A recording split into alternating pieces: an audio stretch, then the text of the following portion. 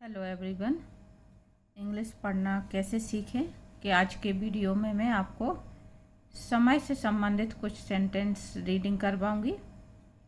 तो शुरुआत करते हैं हम। Tell the time. सभी तरह के समय की मैं आपको जानकारी दूंगी, इसलिए आप वीडियो को पूरा देखें, स्किप ना करें। किस तरह से हमें घड़ी में अपना जो समय देखते हैं उसको इंग्लिश में किस तरह से बताया जाता है, सप्ताह के दिन, महीनों के नाम वगैरह और समय से संबंधित अन्य जानकारी। It is a clock. यह एक घड़ी है, इसको हम क्लॉक पढ़ते हैं। CL का उच्चारण खट्टा और CK का उच्चारण सिर्फ का। ये मैं पहले आपको नियम समझा चुकी हूँ। इट इज अ क्लॉक, यह एक घड़ी है। इस तरह से हम इसका हिंदी अर्थ करेंगे। It tells us time. अस पढ़ेंगे इसको और यहाँ पे आई का साउंड जो है वो आई हो रहा है। टाइम, यह हमें समय बताती है। It has 2 hands. अब घड़ी के जो 2 कांटे होते हैं इनको हैंड कहा जाता है। इट हैज 2 हैंड्स, इसके 2 हाथ हैं नहीं, इसके 2 कांटे। अपन जो हिंदी में कहते हैं कांटे, उनको इंग्लिश में कहा जाता है हैंड्स। तो इसके 2 हैंड्स हैं। The bigger hand tells minute. घड़ी का जो बड़ा कांटा है, बिगर मीन्स बड़ा। यहाँ पे ग्रामर की दृष्टि से इसमें आपकी ER लगी हुई है, तो ये जो वर्ड है वो आपका कंपैरेटिव डिग्री का वर्ड है। The bigger hand tells minutes. इसको हम जो उच्चारण करते हैं मिनट्स, यू यहाँ पे आ का साउंड दे रहा है, इसलिए हम इसको मिनट्स पढ़ते हैं। बड़ा वाला कांटा हमें मिनट बताता है, minute. The smaller hand tells hours. बड़ा कांटा मिनट और छोटा वाला जो कांटा है वो हमें घंटे बताता है। आवर्स बोलते हैं, आवर्स यानी घंटे। It says we should not waste our time. इसका उच्चारण है वेस्ट, शुड। यहाँ पे L के बाद D आ रहा है, तो L साइलेंट है। तो इट सेज, यह कहता है या घड़ी यह कहती है, we should not waste our time. Waste यानी बर्बाद करना। हमें अपना समय बर्बाद नहीं करना चाहिए। शुड का यूज सलाह देने के लिए किया जाता है। तो जब सेंटेंस में सब्जेक्ट के बाद शुड दिया होता है तो हम जो अर्थ निकालते हैं उसका अनुवाद करते हैं, तो पीछे से हिंदी सेंटेंस में हम चाहिए शब्द बोलते हैं। तो we should not waste our time, हमें अपना समय बर्बाद नहीं करना चाहिए। अबर को यहाँ पे हम अपना कहेंगे, बी का पॉजेसिव अबर। यहाँ पे अगर हम दे कर दें तो दे की जगह पे यहाँ पे फिर आएगा देयर। अगर यहाँ पे आई कर दें तो यहाँ पे आएगा माई। ये मैं पिछले वीडियो में आपको समझा चुकी हूँ, प्रोनाउन और उसके possessive. 60 seconds make a minute. यहाँ पे समय की और जानकारी दी जा रही है। 60 seconds make a minute. 60 second 1 minute बनाते हैं, यानी 1 मिनट में 60 सेकेंड होते हैं। 60 मिनट्स मेक एन आवर। और 1 घंटे में 60 मिनट होते हैं। अगर आप कोई छोटे बच्चों को रीडिंग करवा रहे हैं तो बच्चों को ये जानकारी याद करवाना बहुत ज़रूरी है। 60 सेकंड यानी 1 मिनट और 60 मिनट का मतलब 1 घंटा। 24 आवर्स मेक अ डे। और 24 घंटे मिल करके क्या होता है, 1 दिन बनता है, यानी 1 दिन में 24 घंटे होते हैं। आगे हम पढ़ेंगे डेज ऑफ द वीक। सप्ताह के दिन। वीक कहते हैं सप्ताह को, बड़ी ई की मात्रा का साउंड आ रहा है। वीक, डेज, ए वाई जब भी आता है ए का साउंड होता है। तो डेज ऑफ द वीक यानी सप्ताह के दिन। There are 7 days in a week. एक सप्ताह में 7 दिन होते हैं। यदि आपको इसकी इंग्लिश सीखनी है, इंग्लिश में इस बात को कैसे कहेंगे, तो आपको ये सेंटेंस याद कर लेना है कि एक सप्ताह में 7 दिन होते हैं। इसकी इंग्लिश कैसे बोलेंगे, इस तरह से, there are 7 days in a week. Sunday is the first day of the week. सप्ताह का पहला दिन संडे होता है। तो संडे को हम सब्जेक्ट बनाएंगे। Sunday is the first day of the week. Sunday सप्ताह का पहला दिन है। संडे मीन्स रविवार। It is a holiday. Holiday कहते हैं अवकाश, छुट्टियाँ। तो यह अवकाश का दिन है, छुट्टी का दिन है। Monday is the second day of the week. यहाँ पे SUN उच्चारण सन है। DAY पहले पीछे से लगा दिया गया। यहाँ पे MON उच्चारण मन, और ये DAY लगा दिया गया। हमने ओ के कुछ साउंड पढ़े थे जिसमें ओ का उच्चारण आ था, छोटा आ। उसी तरह से यू का साउंड आ। तो यहाँ पर भी आ तो संडे, यहाँ पर भी आ तो मंडे। अगर आपको स्पेलिंग याद ना रहती हो, इस तरह से छोटे बच्चों को याद करवा रहे हो, तो आप ये कह सकते हैं कि मन में इसका उच्चारण मंडे की स्पेलिंग मोंडे करके होती है। इस तरह से आप याद कर सकते हैं। तो मंडे इज द सेकंड पढ़ते हैं इसको। सेकंड मीन्स दूसरा, डे ऑफ द वीक। सोमवार सप्ताह का दूसरा दिन है। मंडे मीन्स सोमवार। इसको हम पढ़ते हैं Tuesday. Tuesday is the third day of the week. Third पढ़ेंगे इसको, आ का साउंड है आई। मंगलवार कहते हैं। मंगलवार सप्ताह का तीसरा दिन है। अब यहाँ पे ये फर्स्ट सेकंड थर्ड इस तरह से चल रहा है। आपको ये ध्यान रखना, 1 2 3 नहीं चल रहा है। तो हम इसको 1 2 3 नहीं कहेंगे। आप ये कहो कि 3 डे, तो नहीं हो सकता सेंटेंस, है ना। थर्ड डे कहना है हमको। Tuesday is the third day of the week. आगे है वेडनेसडे। इसमें आपको पहले बता चुकी हूँ, जो हमारे साइलेंट लेटर के नियम थे उसमें कि डी इसमें साइलेंट है आपका। इसको हम वेडनेसडे पढ़ते हैं। वेडनेसडे बुधवार इज द फोर्थ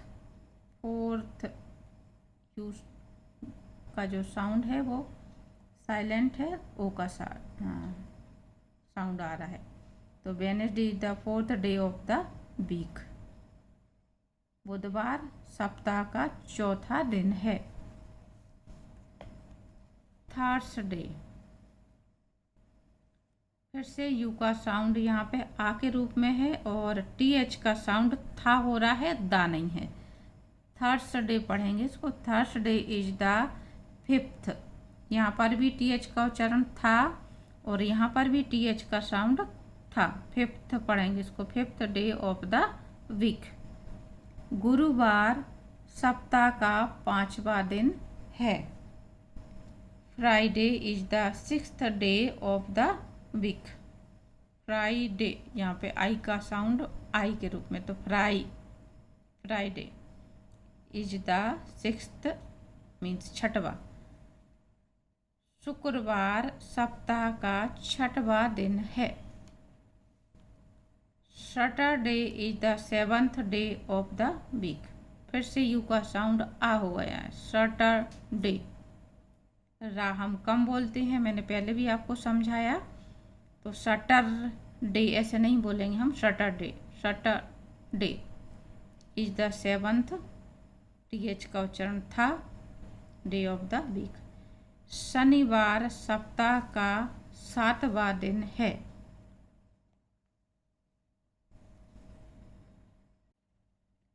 आगे हम देखेंगे मंथ्स।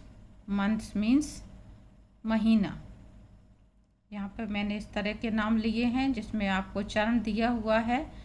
जनवरी, अब इसको हम हिंदी में जनवरी कहते हैं, लेकिन इंग्लिश में जो उच्चारण होता है वो जनवरी होता है, जनवरी।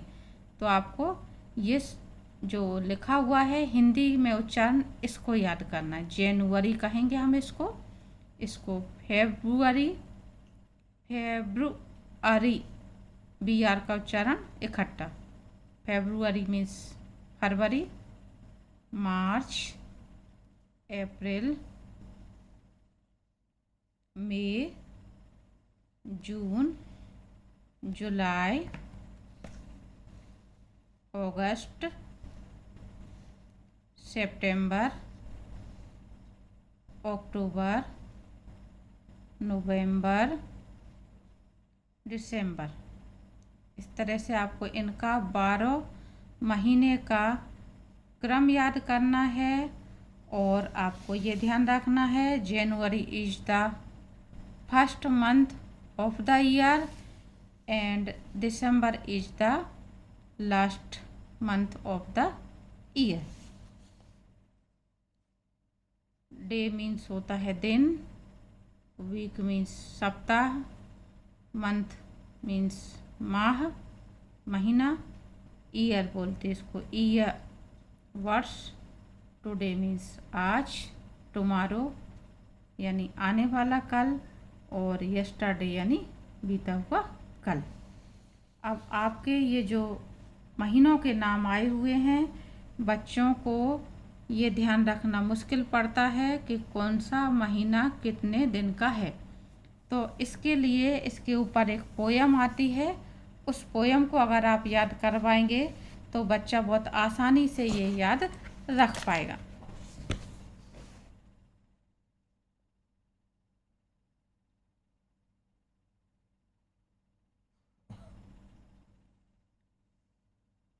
Thirty days have November, April, June and September, यानी कि नवंबर, अप्रैल, जून और सितंबर, इन चारों में कितने दिन होते हैं? 30। ये आपको समझाना है। ऑल द रेस्ट हैव 31, बाकी सभी में क्या होते हैं? 31, यानी 31 दिन होते हैं। इन चारों में 30 दिन होते हैं। बट फेब्रुअरी हैज 28 अलोन, लेकिन फरवरी महीना में सिर्फ 28 दिन होते हैं। Leap year comes once in 4, leap year 4 वर्ष में एक बार आती है। When February has a day more, तब फरवरी में एक दिन ज़्यादा होता है, यानी तब फरवरी 28 की जगह पे क्या हो जाती है? 29 दिन की हो जाती है। लीप ईयर जो चौथी साल एक दिन फरवरी में ज़्यादा होता है, उस वर्ष को हम लीप ईयर कहा करते हैं इंग्लिश में। तो आपको जो बच्चे को याद करवानी इस तरह से, 30 days have November, April, June and September, all the rest have 31, but February has 28 alone. Leap year comes once in 4 when February has a day more.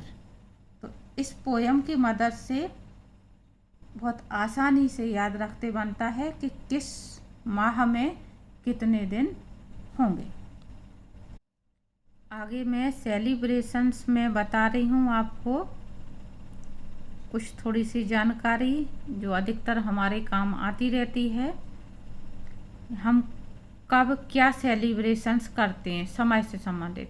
1 year, एक वर्ष जब होता है तो हम क्या मनाते हैं, क्या सेलिब्रेट करते हैं, क्या सेलिब्रेशन होता है हमारा? एनिवर्सरी, ये उच्चारण आपके लिए दिया हुआ है, एनिवर्सरी यानी वर्षगांठ।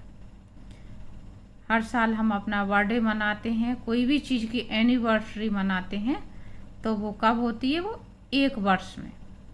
अगर हम 10 वर्ष निकालें, 10 वर्ष को हम कहते हैं डिकेड, डिकेड मीन्स दशक। जब 25 ईयर्स हो जाते हैं तो उस समय को हम कहते हैं सिल्वर जुबली, सिल्वर जुबली जिसको हिंदी में कहते हैं रजत जयंती, कई बार आपने नाम सुना होगा इन शब्दों का, तो क्या मतलब है वो मैं आपको यही समय में बता दे रही हूँ। 50 ईयर्स जो होते हैं उसको हम कहते हैं golden jubilee. 75 years diamond jubilee. और 100 वर्ष जब होते हैं तो हम कहते हैं सेंचुरी। किसी भी चीज़ की 100 की संख्या होती है उसको सेंचुरी कहते हैं। एनिवर्सरी का मतलब वर्षगांठ, डिकेड का मतलब दशक, सिल्वर जुबली को हिंदी में कहते हैं रजत जयंती, गोल्डन जुबली को कहते हैं स्वर्ण जयंती, डायमंड जुबली को कहते हैं हीरक जयंती और सेंचुरी को कहते हैं शतक या शताब्दी। मैं आपको घड़ी में टाइम देखना और बता देती हूँ इंग्लिश में कैसे कहते हैं। घड़ी में जब भी हम टाइम बताते हैं तो यदि 10 बजे हैं तो हम इसको कहेंगे इट इज़ 10 o'clock। यानी घड़ी में जितना भी बजा है उसको हम संख्या के साथ में इट इज़ शुरू में बोलेंगे और o'clock पीछे से बोलेंगे। 10 बजे हैं तो इट इज़ 10 o'clock, 1 बजा है तो इट इज़ 1 o'clock, 4 बजे हैं तो इट इज़ 4 o'clock, 6 बजे हैं तो इट इज़ 6 o'clock। इस तरह से बोला जाता है। लेकिन कभी कभार जब हम आधा समय बताते हैं, जैसे आपका ये दिया हुआ है ये 10:30 बजे हुए, तो इसके लिए हम कहेंगे 10:30। It is 10:30।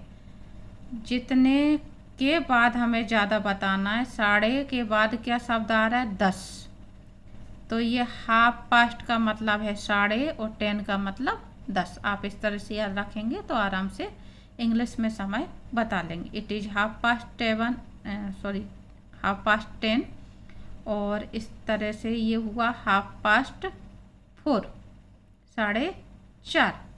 It is 12:30, 12:30।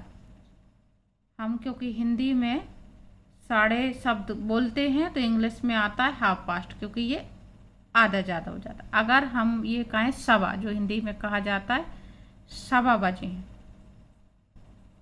तो उसके लिए शब्द आता है क्वार्टर। अगर यहाँ पे कही जाए कि 10:15 बजे हैं तो हम कहेंगे इट इज 10:15।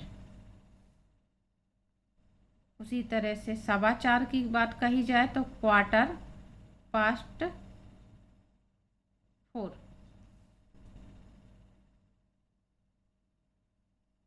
और अगर कम बताना है हमें समय तो हम पास्ट की जगह पे टू का यूज करते हैं।